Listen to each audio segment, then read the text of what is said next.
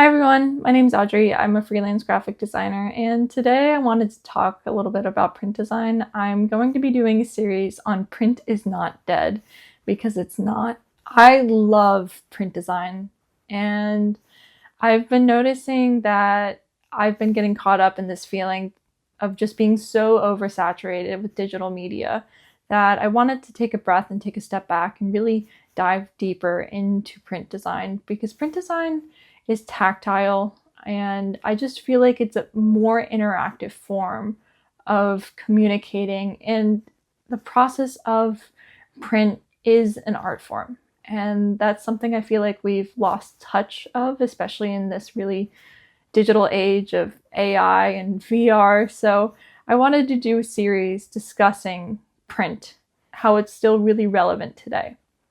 So in this video, I'm just going to be going over a little bit of the history of print, what print is, and where it is today. Print is visual communication through a tangible, tactile service. What specifically makes it print design is that the final form must be created through an imprint of a seal, a die, or a stamp on the surface of paper. We might now, today, create it digitally and then print it. But back in the CE era, they used physical mechanical mechanisms such as movable type, the letterpress, and lithography. So movable type was created by a Chinese alchemist who created these clay characters and rearranged them and set them in place using a wax-like substance, and then imprinted them into paper. So this was more like a seal with that beveled edge. It was similar to maybe Braille. It wasn't really adopted, mainly because the Chinese letter form was so complex that it was just really hard for it to be mass produced. But then in the 15th century came the letterpress created by Gutenberg, and I'm not quite sure if he was influenced by that Chinese alchemist, but it just is the natural progression.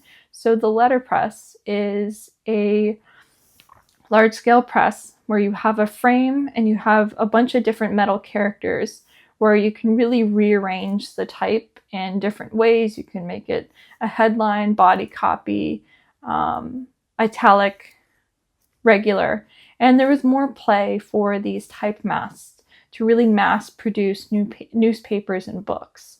So this helped to reduce the cost of print, even though it was still really expensive. But when we moved towards the Industrial Revolution, they created steam-powered letterpresses, and this was essential during the wartime when they needed to get so much information out that it just helped to reduce the cost and speed up the process. So up until this point, it's only been black and white print design. There hasn't been an introduction of color yet until the end of the 19th century, where lithography was developed by some artists who were sketching into stone using colored ink and then pressing the stone onto paper, leaving these beautiful creations.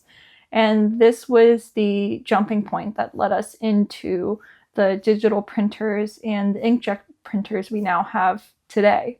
So we have a lot of software today that really helps us to create print at a really low price and really fast. So thanks to Adobe, we have Adobe InDesign, Adobe Illustrator, and Adobe Photoshop, which helps us to really get creative with print. Adobe InDesign is used for laying out large-scale print production. Adobe Illustrator is used for typography and creating vectors, and Photoshop is used for editing photos. So there's a lot of play that Adobe helped bring about, even though I'm not the happiest with them right now. But it gave us an opportunity to really play with print design. There are some trade-offs that come with going into print design.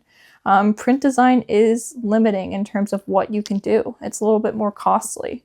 You're limited to the size of a sheet of paper. You're limited to the size that the printer can actually print.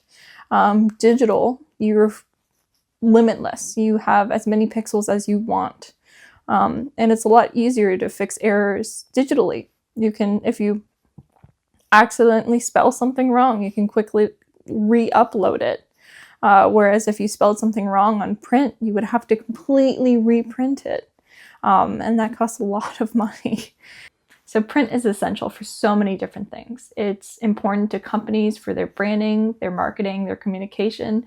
It's important for educating and getting updates on news. So the creation of the inkjet printers and the digital press and the Adobe software has really allowed it for us to lower the cost of printing. Even though it's still pretty expensive, there's bigger mass-produced printers out there like Vistaprint that will produce a lot of different types of print for low cost, but the quality goes down a little bit with those big printers. I prefer the smaller printers just because I like to be able to go into the shop, look at that first sheet that comes out, make sure that the colors are on point, that the design looks good.